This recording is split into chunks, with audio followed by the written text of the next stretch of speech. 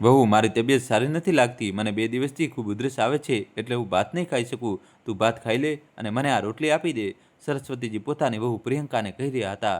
ત્યાં તેમના દીકરા અમિતે તેમની વચ્ચે અટકાવીને કહ્યું, મમ્મી, 2 દિવસથી પ્રિયંકાને પણ ખૂબ ઉધરસ અને શરદી થઈ ગઈ છે, તો તમે એને રોટલી ખાવા દો અને તમે ભાત ખાઈ લો. વળી મને લાગે છે કે તમને રોટલી ખાવામાં તકલીફ થાય છે, એટલે જ તો તમે કલાકો સુધી બેસીને ખાતા રહો છો. આટલી વાર સુધી કોઈ ખાવાનું ખાય છે? દીકરાની વાતો સાંભળીને સરસ્વતીજીને ખૂબ ખોટું લાગ્યું. તે વિચારવા લાગ્યા કે તેને પોતાની માની જરા પણ ચિંતા નથી. પત્નીને ઉધરસ અને શરદી થઈ તો તેને આટલી ચિંતા છે, પણ માને 1 અઠવાડિયાથી શરદી, ઉધરસ, તાવ બધું જ છે, પણ એકવાર પણ પૂછ્યું નથી કે મમ્મી કેમ છો? શું લગ્ન થઈ ગયા પછી દીકરા માટે માનું કોઈ મહત્વ નથી રહેતું? આજે સરસ્વતીજીને પોતાના પતિની ખૂબ યાદ આવી રહી હતી, કારણ કે મોહનજી સરસ્વતીજીનું ખૂબ ધ્યાન રાખતા હતા. તેણે ક્યારેય પોતાની માનું પણ અપમાન કર્યું ન હતું. જેટલું સન્માન તે પત્નીને આપતા હતા, તેનાથી પણ વધારે પોતાની માને સન્માન આપતા હતા. આ વાત માટે સરસ્વતીજીની સાસુને પોતાના દીકરા પર ખૂબ જ ગર્વ હતો, પણ ખબર નહીં અમિતમાં આ બધું ક્યાંથી આવી ગયું. તે વિચારી જ રહ્યા હતા, ત્યાં જ અમિતે ફરીથી કહ્યું, મમ્મી, વધારે નાટક કરવાની જરૂર નથી. ચૂપચાપ દાળ ભાત ખાઈ લો અને અહીંથી જાઓ. ખોટી રીતે અમારું માથું ખરાબ ના કરો. તો સરસ્વતીજીએ ચૂપચાપ દાળ પી લીધી અને ત્યાંથી ચાલ્યા ગયા, કારણ કે જો ભાત ખાતા ખાતા તો ખાંસીને હેરાન થઈ જાત, એટલે તેમણે ભાત ન ખાધા અને ત્યાંથી ઉઠીને ચાલ્યા ગયા. સરસ્વતીજીની એક બહેનપણી હતી, સુમિત્રા, જે ખૂબ જ સારી હતી. જ્યારે પણ સરસ્વતીજી અને સુમિત્રા પાર્કમાં મળતા, ત્યારે સુમિત્રાજી હંમેશા તેમના માટે કંઈક ને કંઈક ખાવાનું જરૂર લઈને આવતા. સુમિત્રાએ સરસ્વતીને મહાકુંભ સ્નાન માટે સાથે આવવાનું પૂછ્યું.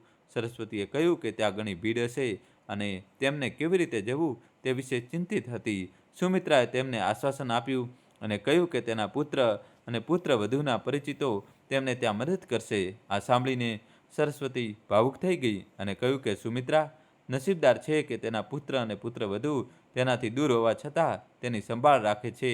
જ્યારે તેનો પોતાનો પુત્ર નજીક હોવા છતાં પણ તેની સાથે વાત કરતો નથી અને હંમેશા તેને અપમાનિત કરે છે. સુમિત્રાએ સ્વીકાર્યું કે તેના બાળકો સારા છે, પરંતુ તે તેની માતૃભૂમિમાં જ રહેવા માગે છે. આ સાંભળીને સરસ્વતીની આંખોમાં આંસુ આવી ગયા. સુમિત્રાએ તેને આશ્વાસન આપ્યું અને ફરીથી તેની સાથે રહેવાની વિનંતી કરી, જેથી તેઓ સાથે રહી શકે, પણ સરસ્વતીએ ના પાડી. સુમિત્રાએ સરસ્વતીને મહાકુંભ સ્નાન માટે સાથે આવવાનું પૂછ્યું. સરસ્વતીએ કહ્યું કે ત્યાં ઘણી ભીડ હશે અને તેમને કેવી રીતે જવું તે વિશે ચિંતિત હતી. સુમિત્રાએ તેમને આશ્વાસન આપ્યું અને કહ્યું કે તેના પુત્ર અને પુત્રવધૂના પરિચિતો તેમને ત્યાં મદદ કરશે. આ સાંભળીને સરસ્વતી ભાવુક થઈ ગઈ અને કહ્યું કે સુમિત્રા નસીબદાર છે કે તેના પુત્ર અને પુત્રવધુ તેનાથી દૂર હોવા છતાં તેની સંભાળ રાખે છે. જ્યારે તેનો પોતાનો પુત્ર નજીક હોવા છતાં પણ તેની સાથે વાત કરતો નથી અને હંમેશા તેને અપમાનિત કરે છે. સુમિત્રાએ સ્વીકાર્યું કે તેના બાળકો સારા છે, પરંતુ તે તેની માતૃભૂમિમાં જ રહેવા માંગે છે. આ સાંભળીને સરસ્વતીની આંખોમાં આંસુ આવી ગયા. સુમિત્રાએ તેને આશ્વાસન આપ્યું અને ફરીથી તેની સાથે રહેવાની વિનંતી કરી, જેથી તેઓ સાથે રહી શકે, પણ સરસ્વતીએ ના પાડી. દેખો સરસ્વતી, હંમેશા ચૂપ રહેવું સારી વાત નથી હોતી. ક્યારેક ક્યારેક બોલવું પણ ખૂબ જરૂરી હોય છે, નહીંતર લોકો આપણી ચૂપકીદીનો લાભ ઉઠાવવા લાગે છે. સારું સુમિત્રા, આજે હું ઘરે જઈને મારા દીકરા અને વહુ સાથે મહાકુંભ સ્નાન માટે વાત કરીશ અને પછી તને જણાવીશ. આવું કહીને સરસ્વતીજી પાર્કમાંથી પાછા ફર્યા, પણ જેવી તેઓ ગેટ પર પહોંચ્યા તો વહુ ત્યાં જ ગેટ પર ઊભી હતી અને કહેવા લાગી, આવી ગયા મહારાણી? ફરવા ફરીને ઘરમાં કોઈ કામ કરવાનું કહો તો એમની તબિયત ખરાબ થઈ જાય છે અને પાર્કમાં ફરવા માટે રોજ નીકળી જાય છે, ત્યારે તેમની તબિયત કેમ બરાબર થઈ જાય છે? વહુની આ વાત સાંભળીને સરસ્વતીજીને તરત જ સુમિત્રાજીની વાત યાદ આવી કે બોલવું ખૂબ જરૂરી છે, નહીંતર લોકો આપણી ચૂપકીદીનો લાભ ઉઠાવી લે છે. દોસ્તો, કહાની છેલ્લા સુધી જોજો અને ચેનલ સબસ્ક્રાઈબ કરી દો. એમ વિચારીને સરસ્વતીજીએ કહ્યું, વહુ આવું કેમ કહી રહી છે? ઘરનું બધું કામ તો હું કરું છું. ઝાડુ, પોતું, વાસણ, રસોઈ બધું તો હું જ કરું છું. જો હજુ પણ કોઈ કામ રહી જતું હોય તો તું કહી દે, હું તે પણ કરી દઈશ, પણ આ રીતે મહેણા મારવાની જરૂર નથી. સરસ્વતીજીની વાતો સાંભળીને પ્રિયંકાને ખૂબ ગુસ્સો આવ્યો. મમ્મી, તમે કંઈક વધારે પડતું નથી બોલી રહ્યા? જો તમે ચૂપ રહેશો તો એ તમારા માટે સારું રહેશે. આટલું બોલીને પગ પછાડતી પ્રિયંકા પોતાના રૂમમાં જતી રહી. પણ સરસ્વતીજીને આજે થોડું બોલીને જ ખૂબ જ સંતોષ થયો હતો. આમ તો સરસ્વતીજી હંમેશા પોતાના મનની વાત મનમાં જ દબાવી દેતા હતા. આજે પહેલી વાર તેમને વહુ સામે કંઈક કહ્યું હતું જે વહુને જરાય ગમ્યું નહીં. સાંજે જેવો તેમનો દીકરો અમિત ઓફિસથી ઘરે આવ્યો તો વહુ રડવાનું નાટક કરતા બોલી, અમિત, આજે તારી મમ્મીએ મારું ખૂબ અપમાન કર્યું છે. પત્નીને આ રીતે રડતી જોઈને અમિત ગુસ્સે થઈ ગયો. તેને આગળ કંઈ સાંભળ્યું નહીં અને સીધો પોતાની મમ્મીના રૂમમાં ગયો. મમ્મી, તમારી હિંમત કેવી રીતે થઈ પ્રિયંકાનું અપમાન કરવાની? તમને ખબર છે ને હું તેને કેટલો પ્રેમ કરું છું. પુત્ર તરફથી આવું વર્તન જોઈને સરસ્વતીજીની આંખોમાંથી આંસુ વહેવા લાગ્યા. તે બોલ્યા, અમિત, તે મારા પર હાથ ઉઠાવીને બિલકુલ સારું નથી કર્યું. હું તારી માતા છું. પત્નીના કહેવાથી તે આજે મારા પર હાથ ઉપાડ્યો. આ વાતનો તને એક દિવસ ચોક્કસ પસ્તાવો થશે. જો હું તને મારી ભૂલનો અહેસાસ ન કરાવું તો હું તારી માતા નથી. આજ સુધી તે તારી માતાનો માત્ર પ્રેમ જ જોયો છે. સરસ્વતીજીએ ગુસ્સામાં તો કહી દીધું, પણ કહેવાય છે ને કે મા તો મા હોય છે. તે ક્યારેય પોતાના બાળકોથી નફરત કરી શકતી નથી. સરસ્વતીજી તે સમયે ગુસ્સામાં બોલી તો ગયા, પણ પછી શાંત થઈ ગયા અને તેમના આ રીતે શાંત થઈ જવાથી વહુને વધુ પ્રોત્સાહન મળ્યું. હવે પ્રિયંકા પોતાની સાસુને મહેણા મારવામાં કોઈ કસર છોડતી નથી. ધીમે ધીમે 3-4 દિવસ વીતી ગયા. બીજા દિવસે સરસ્વતીજી મિત્ર સુમિત્રાજીને મળવા પાર્કમાં ગયા તો સામે સુમિત્રાને જોતા જ ધ્રુસકે ધ્રુસકે રડવા લાગ્યા. સુમિત્રાની આંખોમાં પણ આંસુ આવી ગયા. શું થયું સરસ્વતી? બધું ઠીક તો છે ને? તું આ રીતે કેમ રડી રહી છે? જો સરસ્વતી, પહેલાં તું થોડું પાણી પી અને પછી મને કહે કે શું થયું છે. સરસ્વતીએ પાણી પીને કહ્યું, જે દિવસે હું અહીંથી ઘરે ગઈ હતી તો વહુ મારા વિશે ઊંધું સીધું બોલી રહી હતી. મેં પણ તેની વાતનો જવાબ આપી દીધો અને તે વાત તેને સહન ન થઈ. જ્યારે સાંજે દીકરો ઓફિસેથી ઘરે આવ્યો તો ખબર નહીં વહુએ તેને શું કહ્યું કે સીધો જ મારા રૂમમાં આવીને મારી સાથે ઝઘડો કરવા લાગ્યો અને આ ઝઘડામાં તેને મારા પર હાથ ઉઠાવ્યો. આ કહેતા સરસ્વતી ધ્રુસકે ધ્રુસકે રડવા લાગી. સુમિત્રાએ તેને ગળે લગાવી લીધી અને બંનેની આંખોમાંથી આંસુ વહેવા લાગ્યા. દોસ્તો, કહાની છેલ્લા સુધી જોજો, નવો ટ્વિસ્ટ આવશે. થોડી વાર પછી સુમિત્રાએ કહ્યું, જો સરસ્વતી, હવે તું મારાથી દૂર જ રહેજે. મારા માટે તે જ સારું છે, કારણ કે હું નહોતી જાણતી કે મારી સહેલી આટલી નબળી છે કે તે પોતાના દીકરાથી માર ખાઈને પાછી આવી જશે. અરે, જો તેણે તને એક તમાચો માર્યો હતો તો તારે તેને ઉલટા 2 તમાચા ઝીકી જીવતા હતા. તેની અક્કલ આપોઆપ ઠેકાણે આવી જાત. પણ નહીં, મેડમજી તો પોતાના દીકરાથી માર ખાઈને ચૂપચાપ બેસી ગયા. વાહ બેન, કેટલું સારું કામ કર્યું તે. સુમિત્રાએ પાછળ હટતા કહ્યું તો સરસ્વતીએ માફી માંગતા કહ્યું, સુમિત્રા, પ્લીઝ મને માફ કરી દે. હવે આવું ક્યારેય નહીં થાય. હવે તારી સરસ્વતી નબળી નહીં પણ બહાદુર બનીને બતાવશે. બસ કર સરસ્વતી, મારી સામે આ બધો નાટક કરવાની જરૂર નથી. અરે, તું બીજી સ્ત્રીઓ માટે શું નેગેટિવ વિચાર રજૂ કરવાનો પ્રયાસ કરી રહી છે કે તેમને પોતાના દીકરાઓથી માર ખાઈને ચૂપચાપ શાંત થઈ જવું જોઈએ. જો દીકરા વહુ પોતાના ઘરના વડીલો પર અત્યાચાર કરી રહ્યા હોય તો તેમને અવાજ ન ઉઠાવવો જોઈએ, બલકે શાંત રહેવું જોઈએ. જો સરસ્વતી, આજથી તું મને મળવા ના આવતી, કારણ કે મને મારી સાથે એવી વ્યક્તિ ન જોઈએ કે જે પોતાના હક માટે લડી ન શકે. કારણ કે તને તારા દીકરા વહુ આટલા હેરાન કરી રહ્યા છે અને તું ચૂપચાપ બધું સાંભળતી રહે છે, હંમેશા તેના અત્યાચારો સહન કરતી રહે છે. તારું તો હંમેશા આવું જ રહ્યું છે. આખરે આ રીતે શાંત રહેવાનો ઢોંગ ક્યાં સુધી ચાલશે? હવે તો ભાનમાં આવ. આજે તેણે તારા પર હાથ ઉઠાવ્યો છે, કાલે ક્યાંક મારીને ફેંકી દેશે અને કોઈને કંઈ જ ખબર પણ નહીં પડે.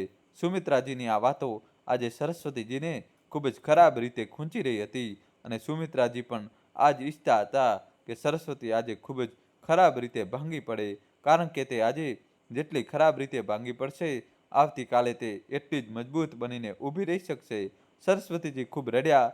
થોડી વાર પછી સુમિત્રાજીએ તેમને ગળે લગાવીને શાંત પાડ્યા. જો સરસ્વતી, આજ પછી જો તે તારા સન્માન માટે અવાજ ન ઉઠાવ્યો તો ફરી ક્યારેય મને મળવા ના આવતી. માની લેજે કે જે મોહનભાઈ તને છોડીને ચાલ્યા ગયા તેમ હું પણ તને છોડીને ચાલી ગઈ. ના સુમિત્રા, આવું ક્યારેય નહીં થાય. હું તને ગુમાવી શકતી નથી. તે જે કહ્યું છે હું બિલકુલ તેવું જ કરીશ. હવે પછી તને આ સરસ્વતી ક્યારેય જોવા નહીં મળે, પણ એક બીજી સરસ્વતી દેખાશે, જેના ચહેરા પર સ્મિત હશે, જે પોતાના સન્માન માટે બધાની સામે ઊભી રહીને તેમનો મુકાબલો કરશે. સરસ્વતીજીનો આત્મવિશ્વાસ જોઈને સુમિત્રાજીને સારું લાગી રહ્યું હતું. તેમના ચહેરા પર સ્મિત આવી ગયું. તેમણે પોતાના બેગમાંથી સરસ્વતીજી માટે હલવો કાઢ્યો અને તેમને ખાવા માટે આપ્યો.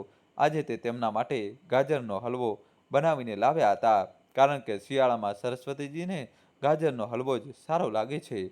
હલવો ખાધા પછી સુમિત્રાજી કહે છે, સારું સરસ્વતી, હવે મને એ જણાવ કે તે તારા દીકરા વહુ સાથે મહાકુંભ સ્નાન વિશે વાત કરી કે નહીં? ના સુમિત્રા, હજી સુધી હું તેમની સાથે કોઈ વાત કરી શકી નથી. મેં તને બધું જ તો જણાવ્યું છે કે શું શું થયું હતું, પણ હું તને વચન આપું છું, આજે હું તેમની સાથે આ વિશે વાત કરીને જ રહીશ. હા, બરાબર છે સરસ્વતી, ચાલ હવે ઘરે જઈએ. સુમિત્રાએ સરસ્વતીને પોતાની ગાડીમાં બેસાડી અને તેના ઘરે ઉતારી. જ્યારે સરસ્વતી સુમિત્રાની ગાડીમાંથી બહાર નીકળી ત્યારે તેને વહુ પ્રિયંકા મોં બગાડીને અંદર ચાલી ગઈ. સરસ્વતીએ સુમિત્રાને કહ્યું, સુમિત્રા, તું રોજ મારા માટે કંઈક ને કંઈક બનાવીને લાવે છે. ચાલ આજે હું તને મારા હાથની ચા બનાવીને પીવડાવું, જે તને બહુ પસંદ છે. સુમિત્રાએ ઘણી ના પાડી, પણ સરસ્વતીના બહુ આગ્રહ કરવાથી તેઓ મન રાખવા માટે તે ઘરની અંદર ગઈ. સરસ્વતી અને સુમિત્રા બંને રસોડામાં ઊભી રહીને વાતો પણ કરી રહ્યા હતા અને સાથે સાથે ચા પણ બનાવી રહ્યા હતા. આ જોઈને પ્રિયંકાને બહુ ખરાબ લાગી રહ્યું હતું. તે જાત જાતના મોં બનાવી રહી હતી. ત્યારે સરસ્વતીએ કહ્યું, બહુ, જો તારાથી જોયું નહીં જતું તો તું તારા રૂમમાં કેમ નથી જતી? આડાઅવળા મોં કેમ બનાવી રહી છે? અમારી ચાને નજર લગાડીશ કે શું? પોતાની સાસુના મોંએથી આટલું બધું સાંભળ્યા પછી પ્રિયંકાનો ગુસ્સો સાતમા આસમાને પહોંચી ગયો. તે મનોમન વિચારવા લાગી કે આજે તો આને પાઠ ભણાવવો જ પડશે. એની સહેલી શું ઘરમાં આવી ગઈ કે એની તો આંખો ફૂટી ગઈ છે? આવા દે અમિતને, પછી હું બતાવું કે કોણ કોને નજર લગાવશે. આવું વિચારતા પ્રિયંકા મોં બગાડીને પોતાના રૂમમાં જતી રહી. આજે સુમિત્રાએ એ જોઈને સારું લાગ્યું કે સરસ્વતીએ પોતાના માટે સ્ટેન્ડ લીધું. દોસ્તો, કહાનીમાં નવો ટ્વિસ્ટ આવશે, છેલ્લા સુધી જોજો. બંને આરામથી હોલમાં બેસીને ચા પીધી અને પછી સુમિત્રા પોતાના ઘરે ચાલી ગઈ. ત્યારે સરસ્વતીએ મનોમન વિચાર્યું કે પહેલાં તો તે વહુ સાથે આરામથી વાત કરશે. જો તે નહીં માને તો પછી તેમને કંઈક મોટું કરવું પડશે. આવું વિચારતા સરસ્વતીએ પોતાની વહુને અવાજ દીધો, પ્રિયંકા બહુ, જરા હોલમાં આવજે, મારે તારી સાથે કંઈક વાત કરવી છે. તો પ્રિયંકા પોતાના રૂમમાંથી બૂમ પાડીને બોલી, જો તમારે વાત કરવી હોય તો મારા રૂમમાં આવતા રહો, હું ત્યાં નથી આવવાની. તો સરસ્વતીએ વિચાર્યું, ચાલો કોઈ વાંધો નહીં, કોઈ સારી વાત માટે વાત કરવી છે તો હું જ તેના રૂમમાં જતી રહું છું. સરસ્વતીજી શાંતિથી પોતાના રૂમમાં જઈને સૂઈ ગયા, કારણ કે આજે તેમનું પેટ ભરાઈ ગયું હતું. તેમણે રાત્રિને જમવાનું પણ ન બનાવ્યું. થોડા સમય પછી અમિત ઓફિસથી ઘરે આવ્યો અને પ્રિયંકાને તેને બધી વાત કહી. પણ અમિત પણ આ સાંભળીને આશ્ચર્યચકિત થઈ ગયો, કારણ કે તેની માતા તો હંમેશા શાંત રહેતી હતી, તો પછી આજે આટલું બધું કેવી રીતે બોલી ગઈ? દોસ્તો, કહાનીમાં જોડાયેલા રહેજો. જલ્દીથી તમારા ભાઈ માટે વિડીયો લાઈક કરીને ચેનલ સબસ્ક્રાઈબ કરી દો અને છેલ્લા સુધી જોજો. સરસ્વતીજી વિચારતા વિચારતા તેમની વહુના રૂમમાં ગયા. વહુ, મારે મહાકુંભમાં સ્નાન કરવા જવું છે. તું તો જાણે છે કે મારી ઉંમર થઈ ગઈ છે અને આવો મોકો ફરીથી નહીં મળે. સરસ્વતીજી આગળ કંઈ બોલે તે પહેલાં જ પ્રિયંકાએ તેમની વાત કાપીને કહ્યું, મમ્મીજી, મહાકુંભ જવા માટે પૈસા લાગે છે, તે ક્યાંથી આવશે? વહુ, હું નથી જાણતી, કંઈ પણ કરીને મારે આ વખતે મહાકુંભ જવું છે.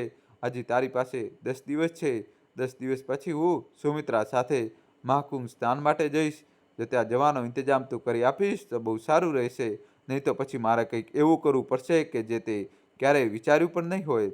સરસ્વતીજીની વાત સાંભળીને વહુએ બૂમ પાડીને કહ્યું, મમ્મીજી, તમે મને ધમકી આપી રહ્યા છો? આવવા દો અમિતને, પછી હું તમને બતાવું છું. તમને લાગે છે કે તમે ગયા વખતનો પ્રસાદ ભૂલી ગયા છો.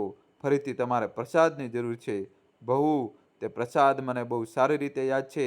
એટલા માટે જો જરૂર પડશે તો તે પ્રસાદ હું તને અને તારા પતિ બંનેને આપવા માંગુ છું. જો તારે જોઈતો હોય તો કહે. દોસ્તો, જલ્દીથી ચેનલ સબસ્ક્રાઈબ કરી દો. બસ કરો મમ્મીજી, હવે તમારી બકવાસ બંધ કરો ને ચૂપચાપ મારા રૂમમાંથી બહાર નીકળી જાઓ. વહુ, મેં કોઈ બકવાસ નથી કરી. જે કંઈ પણ કહ્યું તે બિલકુલ સાચું કહ્યું છે. હવે તું જોઈ લે કે તારે શું કરવાનું છે અને શું નહીં. અને હા, તારા પતિ અમિત પણ જણાવી દેજે. પ્રિયંકાએ તેની સાસુનો આ તેવર જોઈને ખૂબ જ આશ્ચર્ય થયું, પરંતુ સરસ્વતીજીના ચહેરા પર આજે સ્મિત હતું. તે હસતા હસતા રૂમની બહાર નીકળી ગયા. આજે તેમને ખૂબ જ શાંતિનો અનુભવ થઈ રહ્યો હતો, જાણે તેમણે તેમના દિલનો ગુસ્સો હળવો કરી દીધો હોય, જે વર્ષોથી ભરાયેલો હતો. પરંતુ હવે પ્રિયંકાની ઊંઘ ઉડી ગઈ હતી. સરસ્વતીજીનું આ રૂપ જોઈને તે તો બસ અમિતના આવવાની રાહ જોઈ રહી હતી. સરસ્વતીજી શાંતિથી પોતાના રૂમમાં જઈને સૂઈ ગયા. આજે તેમણે રાત્રિનું જમવાનું પણ ન બનાવ્યું, કારણ કે તેમનું પેટ તો ભરાઈ ગયું હતું. થોડા દિવસ પછી અમિત ઓફિસથી ઘરે આવ્યો અને પ્રિયંકાએ અમિતને બધી વાત કહી. અમિત પણ આ વાત સાંભળીને આશ્ચર્યચકિત થઈ ગયો, કારણ કે તેની માતા તો હંમેશા શાંત રહેતી હતી, તો પછી આજે આટલું બધું કેવી રીતે બોલી ગઈ? પતિ અમિતની વાતો સાંભળ્યા પછી પત્ની પ્રિયંકાએ કહ્યું, અમિત, જલ્દીથી જમવા બેસી જા, મને ખૂબ ભૂખ લાગી છે. જ્યારે પ્રિયંકા રસોડામાં ગઈ ત્યારે તેણે જોયું કે ખાવાનું બન્યું જ નહોતું. આ જોઈને પ્રિયંકા જોરથી બૂમો પાડવા લાગી, મમ્મીજી, બહાર આવો, તમે આજે ખાવાનું કેમ ન બનાવ્યું? તમને ખબર છે કે અમિતને તરત જ જમવાનું જોઈએ છે જ્યારે તે ઓફિસેથી ઘરે આવે છે, છતાં પણ તમે ખાવાનું ન બનાવ્યું? સરસ્વતીજીએ હસતા હસતા કહ્યું, બહુ, મને બરાબર સંભળાતું નથી કે તું શું કહી રહી છે, જરા મારા રૂમમાં આવીને કહે. પ્રિયંકા ગુસ્સે થઈને રૂમમાં આવી અને તેમના પર બૂમો પાડવા લાગી. ત્યારે સરસ્વતીજીએ કહ્યું, વહુ, આજે મારી સાથે ઊંચા અવાજે વાત કરી તો મારાથી ખરાબ કોઈ નહીં હોય. અને હા, મારા મહાકુંભ જવા માટેની વ્યવસ્થા કરી દેજે, નહીં તો પછી જોઈ લેજે. હા, જોઈ લઈશું ડોશી, શું કરીશ? એમ કહેતા પ્રિયંકા રૂમની બહાર નીકળી ગઈ અને રસોઈ બનાવવા લાગી. હવે સરસ્વતીજીનું ઘરનું કોઈ કામ કરતા નહોતા, જેના કારણે પ્રિયંકા આખો દિવસ બબડતી રહેતી. ધીમે ધીમે એક અઠવાડિયું પસાર થઈ ગયું. પણ દીકરા વહુએ સરસ્વતીજીના મહાકુંભ સ્નાન માટે કોઈ વ્યવસ્થા કરી નહીં. ત્યારે સરસ્વતીજીએ પોતાના દીકરા વહુને કહ્યું, તો પછી અમિત અને પ્રિયંકા, તમે બંને શું વિચાર્યું છે? મારા મહાકુંભ જવા માટેની વ્યવસ્થા કરી કે નહીં? મમ્મીજી, આ શું તમે મહાકુંભની રટ લગાવી છે? શરીરમાં શક્તિ છે નહીં, જશો મહાકુંભ સ્નાન કરવા? વહુએ ચીસ પાડીને કહ્યું. ત્યારે સરસ્વતીજી બોલ્યા, વહુ, મારા શરીરમાં શક્તિ છે કે નહીં તે મને સારી રીતે ખબર છે, તને તો બસ જે પૂછ્યું તે કહે. ત્યારે અમિતે કહ્યું, માં, મારી પાસે એટલા પૈસા નથી કે હું તમારા આવા ફાલતુ ફરવાના ખર્ચ કરું. તો પછી ઠીક છે દીકરા, અત્યાર સુધી મેં તમારી વાતો ધ્યાનથી સાંભળી, હવે તમે મારી વાત ધ્યાનથી સાંભળો. હું આવું કંઈ કરવા માંગતી નહોતી, પણ તમે લોકોએ મને આ બધું કરવા મજબૂર કરી. એટલે બેટા, હવે અહીં જે કંઈ પણ થશે તેના માટે માત્ર અને માત્ર તમે બંને જ જવાબદાર હશો. અમિત બેટા, મને પહેલેથી જ ખબર હતી કે તમે લોકો મારા માટે એક ફૂટી કોડી પણ નહીં આપો, એટલા માટે મેં પહેલેથી જ કંઈક વિચારી રાખ્યું હતું. બેટા, કદાચ તમે લોકો એ નથી જાણતા કે આ મકાન આજે પણ મારા નામે છે, એટલે આ મકાન પર મારો પૂરો અધિકાર છે. તમે લોકોએ મારા ચૂપ રહેવાનો ગેરલાભ ઉઠાવ્યો. તમે બંને મારી મમતાને ક્યારેય સમજવાનો પ્રયાસ ન કર્યો. મને હંમેશા દુઃખ અને તકલીફ આપી. એટલે બસ, હવે બસ, નાની નાની વસ્તુઓ માટે મારે તમારી સામે હાથ ફેલાવવા પડતા હતા અને તમે તરત જ ના પાડી દેતા. તો બેટા, આજથી તમારે મારી ચિંતા કરવાની જરૂર નથી. હું તમને આ સંબંધથી આઝાદ કરું છું. તમે તમારો સામાન પેક કરો, જ્યાં ઈચ્છો ત્યાં જઈ શકો છો. કારણ કે બેટા, મેં ઉપરનો પોર્શન ભાડે આપી દીધો છે અને ગઈકાલે એ લોકો મને એડવાન્સ આપીને પણ જતા રહ્યા છે. એટલે મારા મહાકુંભમાં સ્નાનની વ્યવસ્થા તો થઈ ગઈ છે. હવે તમે લોકો તમારી વ્યવસ્થા જોઈ લો, ક્યાં અને કેવી રીતે કરવી છે. અને આમ પણ અમિત બેટા, તું તો તારા સાસરિયાના વખાણ કરતા થાકતો નથી, તો એવું કર ને, થોડા દિવસો માટે તારા સાસરે રહી લે અને પછી તેના પછી પોતાના માટે ભાડાનું મકાન શોધી લેજે. ત્યારે વહુએ ગુસ્સામાં કહ્યું, હા ઠીક છે, અમે અમારા મમ્મીને ઘરે જતા રહીશું અને મારા ઘરવાળાને તેનાથી કોઈ વાંધો પણ નહીં હોય, તે અમને હંમેશા માટે રાખી લેશે. અને બેટા, મેં ક્યારે કહ્યું કે તારા ઘરવાળાને કોઈ વાંધો હશે? તું આરામથી હવે સામાન પેક કર અને તારા મા બાપના ઘરમાં આરામથી રહે. પણ અમિત બેટા, મારી એક વાત ધ્યાનથી સાંભળી લે, મહેમાન બનીને જવામાં અને હંમેશા રહેવા માટે જવામાં ઘણો ફરક હોય છે. દોસ્તો, કહાની છેલ્લા સુધી જોજો, નવો ટ્વિસ્ટ આવશે. ચેનલને જલ્દીથી સબસ્ક્રાઈબ કરી દો અને તને આ વાતનો અહેસાસ ખૂબ જ જલ્દી થઈ જશે. તો પ્રિયંકા મોઢું બગાડતા સામાન પેક કરવા ચાલી ગઈ. ત્યારે અમિતે કહ્યું, માં, તમે આ બિલકુલ સારું ન કર્યું. ઠીક છે બેટા, તું મારી ચિંતા ન કર, તું તારી ચિંતા કર કે ત્યાં કેવી રીતે રહેવું. અરે માં, મારા સાસરિયાવાળા મને બહુ પ્રેમ કરે છે, હું ત્યાં બહુ ખુશ રહીશ. હા બેટા, કેમ નહીં? જ્યારે તું ત્યાં રહીશ ત્યારે તને જાતે જ ખબર પડી જશે. હા માં, ઠીક છે. બબડતા બબડતા અમિત પોતાના રૂમમાં ગયો અને બીજા જ દિવસે વહુ અમિત સાથે પોતાના પિયર જતી રહી. દીકરા વહુના ગયા પછી સરસ્વતીજી ઉદાસ મને પોતાની બહેનપણી સુમિત્રાને મળવા પાર્કમાં ગયા અને બોલ્યા, સુમિત્રા, મેં મારા દીકરા વહુને ઘર ખાલી કરાવી દીધું છે અને મારી વહુ દીકરાને લઈને પિયર જતી રહી છે. હા તો ઠીક છે સરસ્વતી, આમાં ઉદાસ થવા જેવી કઈ વાત છે? જોજે તું, એ લોકો બહુ જલ્દી પાછા આવી જશે. કેમ કે તને લાગે છે કે તેના પિયરિયાવાળા તેને અને તેના પતિની આખી જિંદગી પોતાની સાથે રાખી લેશે? તો આ તેની ગેરસમજ છે. તેની ભાભી તો તેને એક અઠવાડિયું પણ ઘરમાં નહીં રહેવા દે. તું જોઈ લેજે. સારું, હવે આ બધું છોડ. તું એ કહે, મહાકુંભ માટે ચાલી રહી છે ને? હા સુમિત્રા, હું પણ ચાલીશ. મેં જે ભાડુઆત રાખ્યા છે ને, તેમણે મને એડવાન્સમાં ભાડું આપી દીધું છે. પણ એ કહે, આપણે જઈશું કેવી રીતે? તો સુમિત્રાજીએ કહ્યું, સરસ્વતી, તારે ડરવાની જરૂર નથી. મારા દીકરા વહુ પણ કાલે સવારે આવી રહ્યા છે, તો આપણે આપણી ગાડીથી જ જઈશું. ચાલ, આ તો બહુ સારી વાત છે. આવા જવામાં કોઈ તકલીફ પણ નહીં પડે અને રોકાવાની પણ વ્યવસ્થા થઈ જશે. હવે એ કહે, જવાનું ક્યારે છે? તો સુમિત્રાજીએ કહ્યું, પરમ દિવસે જઈએ. ચાલ ઠીક છે, હવે જવાની તૈયારી પણ કરવાની છે.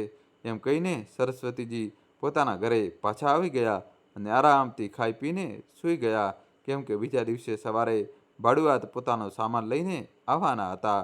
સવારે 8 વાગે પેલી બાજુ પ્રિયંકા પોતાના પિયરમાં આરામથી સોફા પર બેઠી હતી અને અમિત છત પર હતો. દોસ્તો, કહાનીમાં નવો ટ્વિસ્ટ આવશે.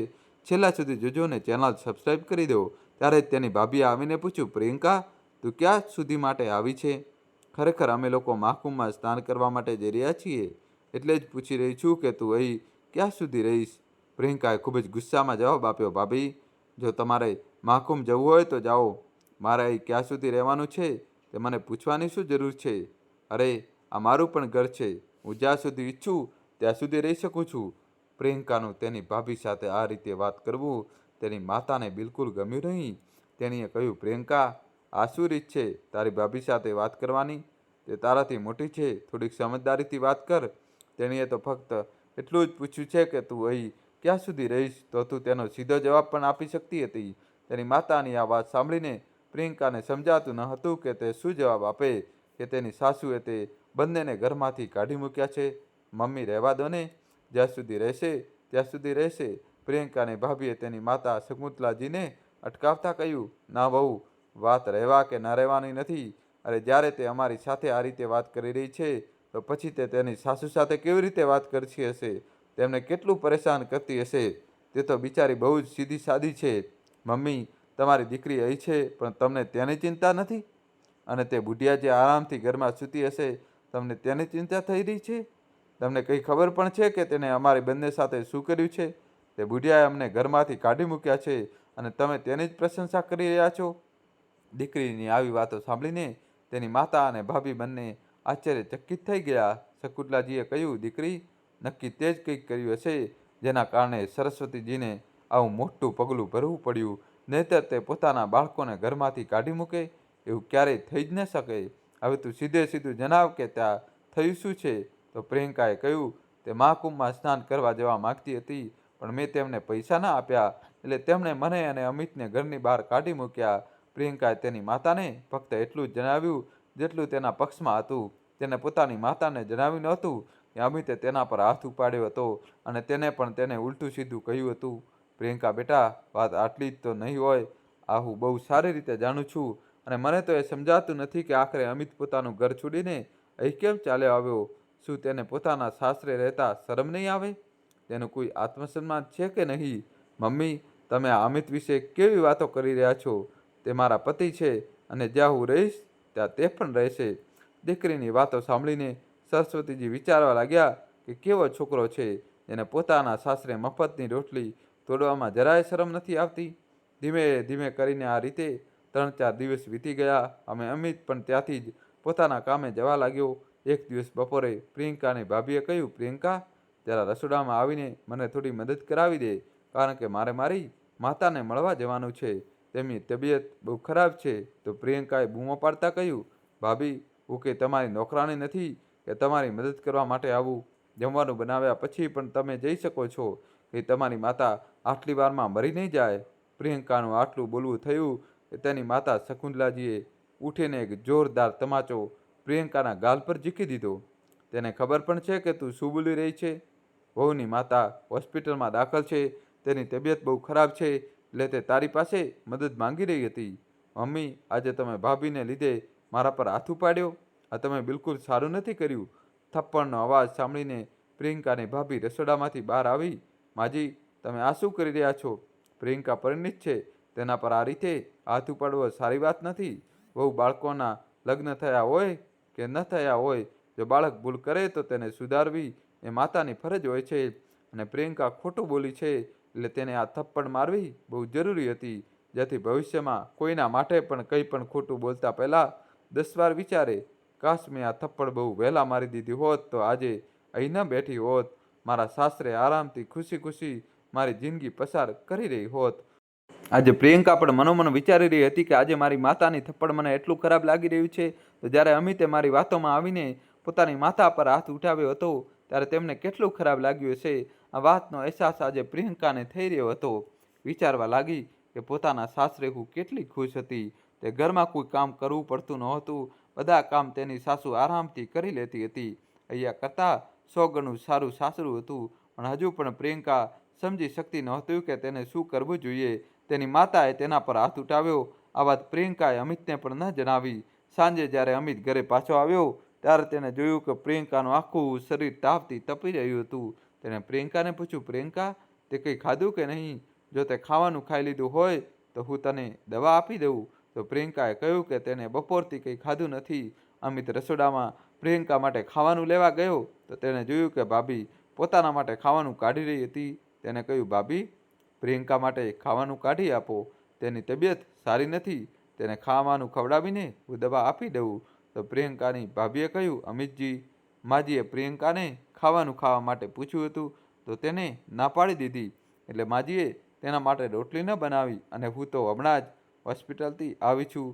મને પણ બહુ ભૂખ લાગી છે કારણ કે બપોરે હું ખાધા વિના હોસ્પિટલ જતી રહી હતી. એક કામ કરો, આ થોડી દાળ ચોખા પડ્યા છે, તે જ લઈ જઈને પ્રિયંકાને ખવડાવી દો અને તેને દવા આપી દો. આજે અમિતને યાદ આવી રહ્યું હતું કે કેવી રીતે તેને પ્રિયંકા માટે પોતાની માતાની થાળીમાંથી રોટલી કાઢી હતી. પણ આજે ભાભી સામે તે કંઈ કરી શક્યો નહીં. માત્ર દાળ ચોખા લઈને ત્યાંથી ચાલ્યો ગયો. પ્રિયંકાને તો તેને દાળ ચોખા ખવડાવીને દવા આપીને સુવડાવી દીધી. પણ આજે અમિત ભૂખ્યો જ રહી ગયો. અહીં સરસ્વતીજી તેમની સહેલી સુમિત્રા અને તેમના દીકરા અને વહુ સાથે મહાકુંભમાં સ્નાન કરવા પહોંચી ગયા. જેવી તેમણે મહાકુંભ નગરીમાં પ્રવેશ કર્યો તેમને એવું લાગી રહ્યું હતું કે જાણે તેમની વર્ષોની તપસ્યા પૂરી થઈ ગઈ હોય. સરસ્વતીજીના ચહેરા પર એક અલગ જ ચમક આવી ગઈ હતી. બીજી બાજુ જ્યારે પ્રિયંકા સવારે ઉઠી તો તેને ઘણું સારું લાગી રહ્યું હતું. તેણે અમિતને કહ્યું, અમિત, એક કામ કરીએ, આપણે આજે જ મમ્મી પાસે માફી માંગી લઈએ અને આપણા ઘરે પાછા જઈએ. અને જો મમ્મી પછી પણ આપણને માફ ના કરે તો આપણે ભાડાનું મકાન જોઈ લઈશું. પણ હવે અહીં નહીં રહીએ. અમિત પ્રિયંકાની વાત સાથે સંપૂર્ણ રીતે સહમત હતો કારણ કે તે પણ સારી રીતે સમજી રહ્યો હતો કે તેનું અને તેની પત્નીનું અહીં રહેવું કોઈને સારું લાગી રહ્યું નથી. એટલે અહીંથી જતું રહેવું જ તેના માટે સારું છે. પ્રિયંકા, એક કામ કરીએ, કાલે રવિવાર છે, મમ્મી હમણાં મહાકુંભ ગઈ છે તો આપણે સુમિત્રા આંટીને ફોન કરીએ અને તેમની પાસેથી જાણીએ કે તેઓ ક્યાં છે. પછી આપણે પણ ત્યાં મહાકુંભમાં જઈને સ્નાન કરીને મમ્મી પાસે માફી માંગીશું જેથી આપણા પાપ પણ ધોવાઈ જાય. ઠીક છે, જે પણ કરવું હોય તે કરો, પણ હવે અહીં નથી રહેવું, પ્રિયંકાએ કહ્યું. તો અમિતે સુમિત્રાજીને ફોન કર્યો અને કહ્યું, આંટીજી, હું અમિત બોલું છું. જો શક્ય હોય તો મને માફ કરી દો. મેં મારી મમ્મી સાથે ખૂબ જ ખરાબ વ્યવહાર કર્યો. અમને અમારી ભૂલનો અહેસાસ ખૂબ સારી રીતે થઈ ગયો છે. અમે બંને મમ્મી પાસે માફી માગીએ છીએ. એટલા માટે અમે લોકો પણ આજે જ મહાકુંભ સ્નાન કરવા માટે આવી રહ્યા છીએ. શું ખબર, મહાકુંભ સ્નાન કર્યા પછી અમારા પાપ કંઈક ઓછા થઈ જાય. તો સુમિત્રાજીએ કહ્યું, સાચે જ માફી માંગો છો કે પછી ઘરે પાછા આવવા માટે નાટક કરી રહ્યા છો? તમારી પત્નીને તો તેના પિયરનું ખૂબ અભિમાન હતું. તો પછી હવે ત્યાં એવું શું થઈ ગયું કે તમને બંનેને આટલી જલ્દી તમારી ભૂલનો અહેસાસ થઈ ગયો? આંટીજી, સાચે જ અમે કોઈ નાટક નથી કરી રહ્યા છીએ. સુમિત્રા બોલી, મને મારી ભૂલનો પસ્તાવો છે. કૃપા કરીને મને એક તક આપો. હું મારી ભૂલ સુધારવા માંગુ છું. ફરી ક્યારેય તમને ફરિયાદનો મોકો નહીં આપું. સુમિત્રા, જો અમિત, હું તને ક્યારેય માફ નહીં કરી શકું, પણ હા, સરસ્વતીજી તને ચોક્કસ માફ કરી દેશે કારણ કે તે તારી માં છે. જે દિવસથી તને ઘરમાંથી કાઢ્યો છે તે દિવસથી તેમના ચહેરા પર સ્મિત ગાયબ થઈ ગયું છે. પણ હા, આ વખતે જો સરસ્વતીજીનું દિલ દુભાવ્યું તો મારાથી ખરાબ કોઈ નહીં હોય. હવે એ જણાવ કે તું ક્યારે આવી રહ્યો છે? અમિત બોલ્યો, અમે આવતીકાલે સવારે પહોંચી જઈશું. સુમિત્રા બોલી, ઠીક છે, કાલે મળીએ. આમ કહીને સુમિત્રાજીએ ફોન કાપી નાખ્યો. પણ સુમિત્રાજીએ સરસ્વતીજીને તેમના દીકરા અને વહુ વિશે હજી સુધી કંઈ જ જણાવ્યું નહોતું. બીજા દિવસે જેવી સરસ્વતીજી સુમિત્રાજી અને તેમના દીકરા વહુ સાથે રેસ્ટોરન્ટની બહાર નીકળ્યા તો સરસ્વતીજીએ જોયું કે તેમનો દીકરો અને વહુ સામે ઊભા છે. સરસ્વતીજીએ બંનેને અવગણવાનો પ્રયાસ કર્યો અને ત્યાંથી જવા લાગ્યા. ત્યારે જ અમિત અને પ્રિયંકા બંને સરસ્વતીજીના ચરણોમાં પડી ગયા અને તેમની માફી માંગવા લાગ્યા. અમિત અને પ્રિયંકા, માં બની શકે તો અમને માફ કરી દો. અમે તમને ખૂબ પરેશાન કર્યા છીએ, તેથી ફરી ક્યારેય આવી ભૂલ નહીં થાય.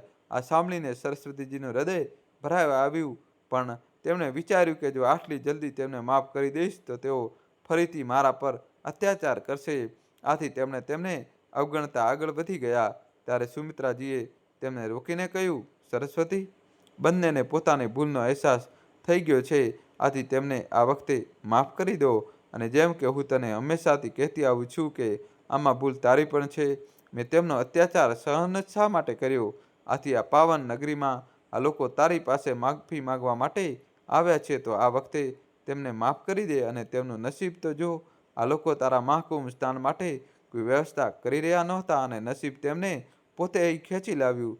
સરસ્વતી, કહેવાય છે ને કે જેની કિસ્મતમાં જે લખ્યું હોય છે તે તેને મળી જ રહે છે. જુઓ, આ લોકોની કિસ્મતમાં અહીં આવવાનું લખ્યું હતું, પણ તમે એનું માધ્યમ બન્યા. તમારે જ કારણે આ લોકો મહાકુંભમાં સ્નાન કરી શક્યા છે. એટલે મારા કહેવાથી પ્લીઝ તેમને માફ કરી દો. ત્યારે સરસ્વતીજીએ કહ્યું, સુમિત્રા બહેન, મેં તેમને સજા ક્યારે આપી હતી? મેં તો તેમને માફ કરી જ દીધા હતા. મેં તો બસ તેમની અક્કલ ઠેકાણે લાવવા માટે તેમને ઘરેથી કાઢી મૂક્યા હતા. આટલું કહેતા સરસ્વતીજીની આંખોમાંથી આંસુ વહેવા લાગ્યા. અમિત અને પ્રિયંકા પણ તેમની માને ભેટીને ખૂબ રડવા લાગ્યા. પ્લીઝ માજી, હવેથી અમે આવી ભૂલ ક્યારેય નહીં કરીએ. સાચું કહેવાય છે કે દીકરીઓનું લગ્ન પછી સાસરું જ તેમનું સાચું ઘર હોય છે. આ વાત મને 2 દિવસમાં જ સમજાઈ ગઈ છે. તો બધા લોકો હસવા લાગ્યા. શારદાજીએ તેમના બંને દીકરા વહુને માફ કરી દીધા અને સુમિત્રાજી મનોમન વિચારી રહ્યા હતા કે ચાલો સારું થયું, તેમની અક્કલ ઠેકાણે આવી ગઈ. જો સરસ્વતીએ તેમને ઘરેથી કાઢ્યા ન હોત તો તેમને પોતાની ભૂલોનો પસ્તાવો ક્યારેય ન થયો હોત. પણ જે કંઈ થાય છે તે સારા માટે જ થાય છે. દોસ્તો, કહાની કેવી લાગી કોમેન્ટ્સમાં જણાવજો. અને કોમેન્ટ્સમાં તમારે દોસ્તો જય શ્રી કૃષ્ણ તો લખવું જ પડશે. જલ્દીથી જોઈશો. જય શ્રી કૃષ્ણ લખી દો. વિડીયો લાઇક કરીને ચેનલ સબસ્ક્રાઈબ કરી દો. ધન્યવાદ.